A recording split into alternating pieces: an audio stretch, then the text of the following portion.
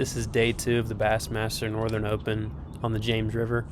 I had a decent day for day 1. I had 13 and change, and I think it had me sitting in 51st out of 225 boats.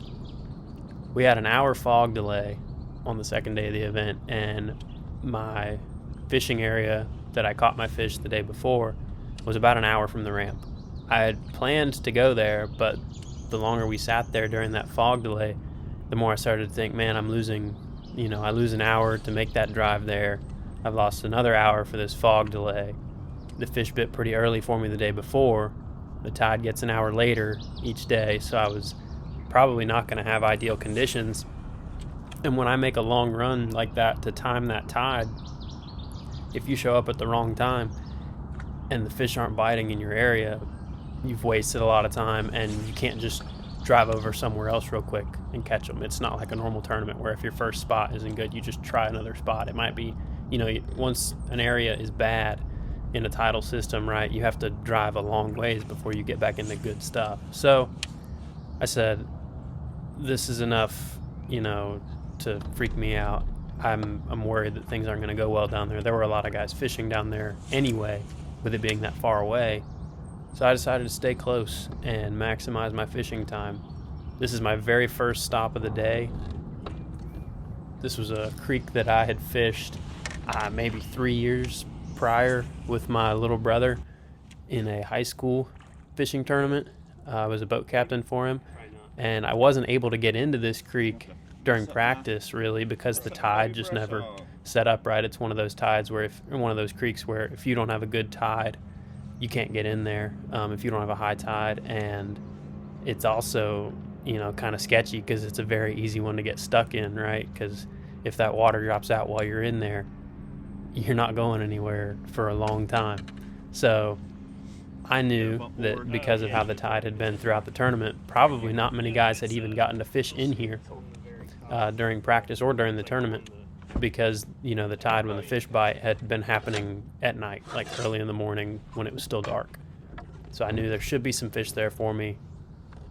Normally you can't predict everything down to a T like this, but it ended up working out for me. I caught a couple really nice fish right off the bat.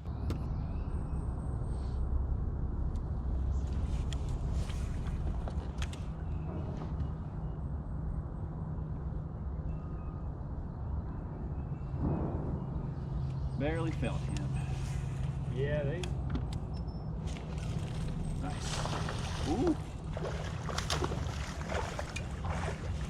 All right, son. No bump board needed. Nope. It's the third fish I've caught on a chatterbait this week. Nice. But felt like maybe I needed to throw it. So you'll notice right here, I make a couple casts at this piece of wood with this bladed jig, but I decided to pick up a Texas rig and really pick it apart. The tide's going out of this creek, and this is one of those places that you can just tell that fish are probably going to set up on it on their way out of the creek. This is a creek that at low tide, the fish aren't really living in here. Most of them are going to leave. And so on their way out, they'll make some stops at places like this that have a lot of depth and good cover to catch some of the bait fish that are also traveling out to leave the creek with the outgoing tide. Normally I'm not one to sit there and pitch over and over and over at a piece of wood, but on a tidal fishery you can almost tell exactly what places you need to be doing this at, and this was one of them.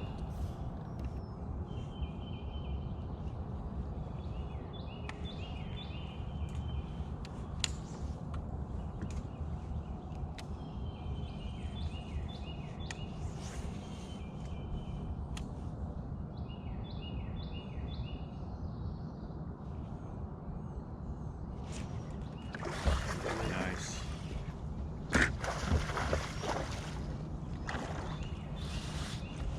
Stay on there, girl.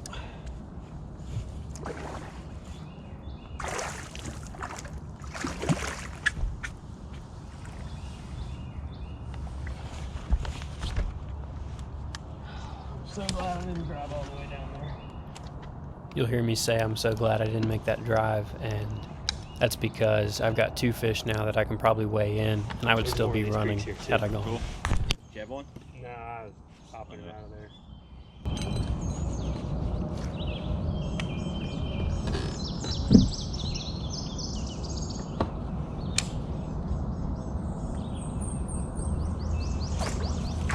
Nice. Almost 12.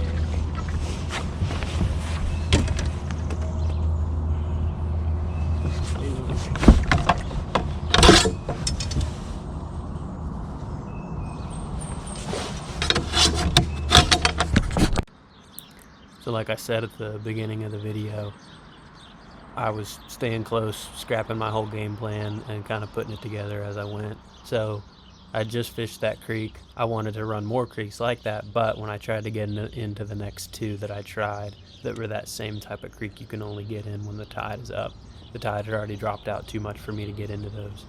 So I had to change it up, and so I went to some main river hardcover. I wanted to fish rock. Concrete is pretty darn close to rock, so I was fishing here. I did catch 1 keeper here. I didn't get it on video, but when I got that bite, I said, okay, let's try to run some more stuff like this.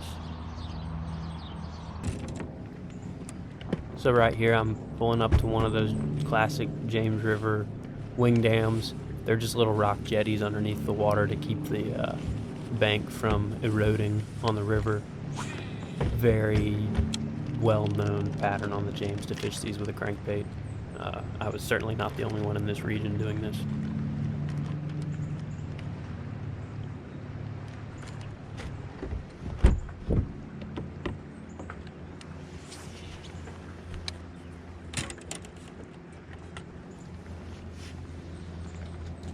Uh-oh. Please be a bass. Oh god, barely got it.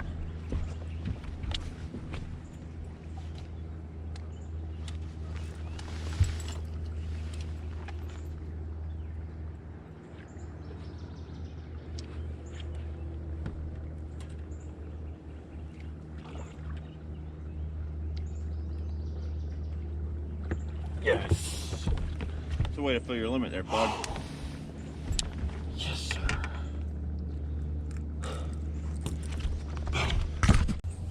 I haven't looked. How much time we got left?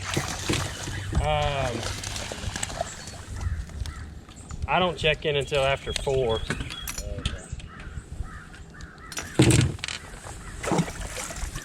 I think that was the one that bit it. It's back in there for good measure.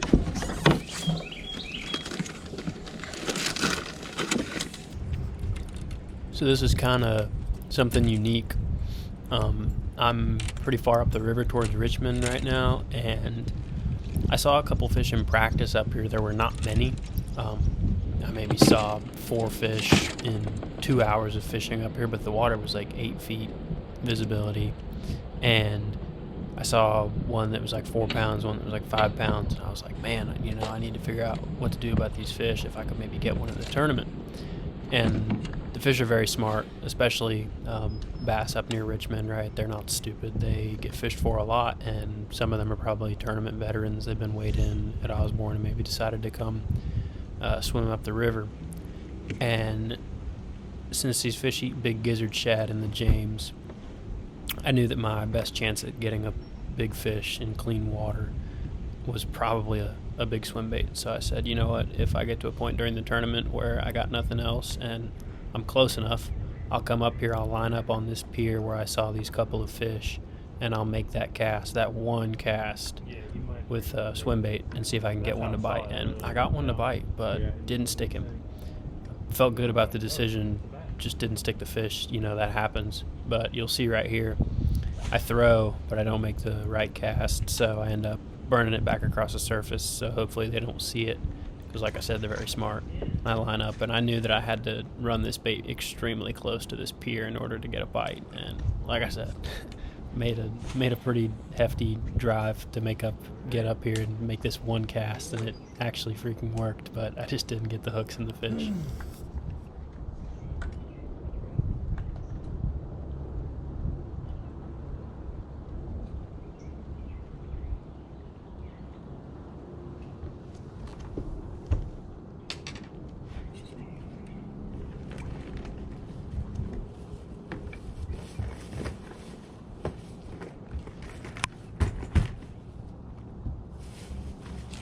No! Oh! You have it on? Oh! Oh man. It's like a 4-pounder. And I might get some feedback. Oh, why'd you throw a fit? Why'd you stop fishing? Why didn't you try to catch that fish? Guys, if you know how smart fish behave with big swim baits, you get one shot, right? Even if I didn't connect on that cast, like if one kind of followed it, you're not going to throw another cast and get that fish to bite. It's just not how it works. And you can't like throw a wacky worm at the fish and he's going to bite. That's not how it works. You can see right here, I just gave a thumbs down to Jacob Prosnick because, yeah, that's why. He might have thought I had something good. I did not.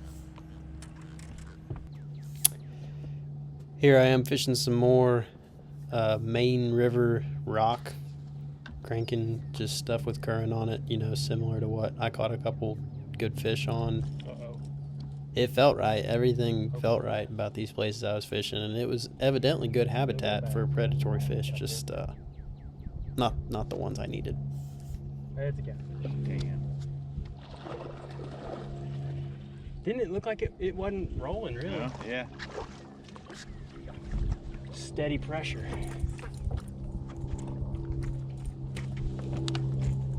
Come on, buddy. You're pretty good in the catfish and bowfin tournament too. Yeah.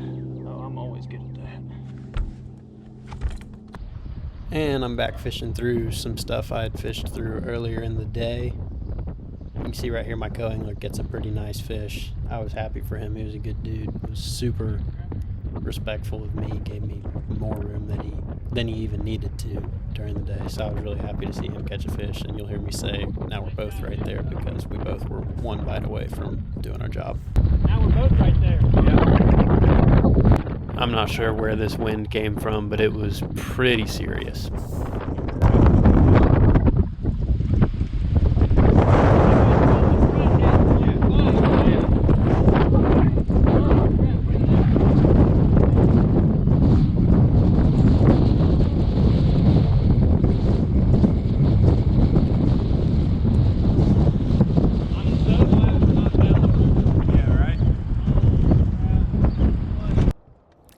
So I'm not going to do too much explaining here. Kind of self-explanatory as to what happens. Can you hear me? You couldn't hear me? Yes, what did you say? Do you mind if we go in here and fish? We'll watch out for your lines. We just want to fish this pier. Good? Thank you.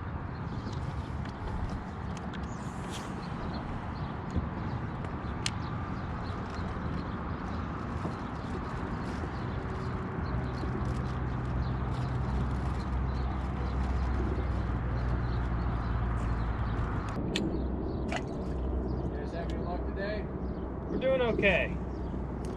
Need a couple more. How about y'all?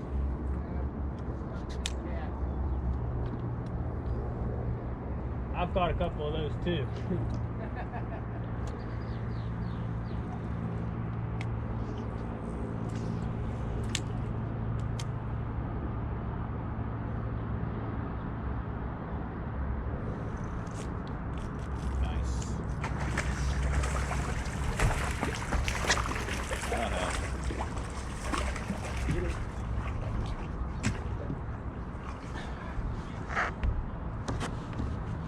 Thank you guys so much for letting us slide over here.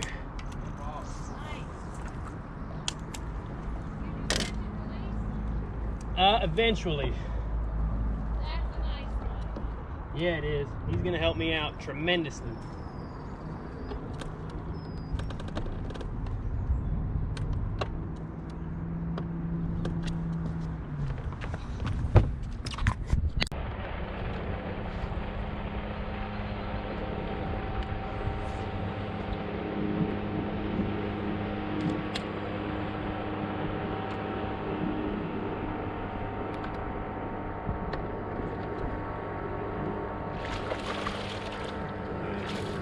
I think he's gonna help me, is he? I think so. No way, right? Yeah.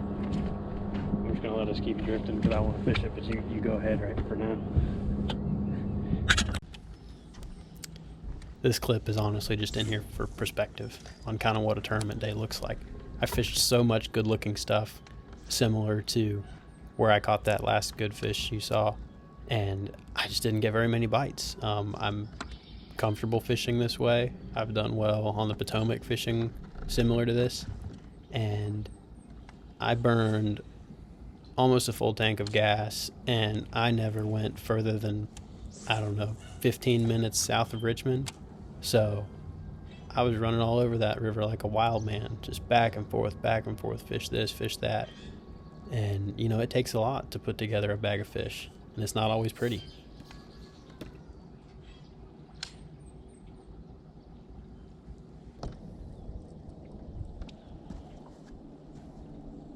Right, more good looking stuff. Main river, rock, perfect.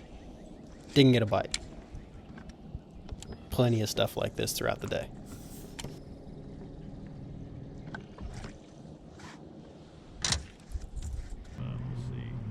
That's a wrap on day 2 of the Bassmaster Northern Open on the James for me. Ended up settling in 38th place with a 2-day total of just under 26 pounds. Got a check. I was thrilled with it. Could have gone a lot worse. Could have gone better. I wouldn't have complained with putting that 4-pounder in the boat that did not connect on my big swim bait, but it happens. That's fishing.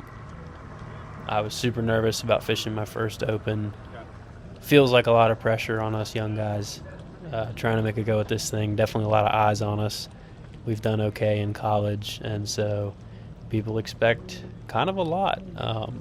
My buddy Tanner Ward said that on his first day of the tournament, his first stop, he felt like he forgot how to fish. His first 2 casts, he said they just went who knows where. I definitely know where he's coming from with that. Hopefully, with these next couple opens coming up this year, we can settle down a little bit, get that first one off our back. Really enjoyed it. Hopefully, have a good remainder of the season.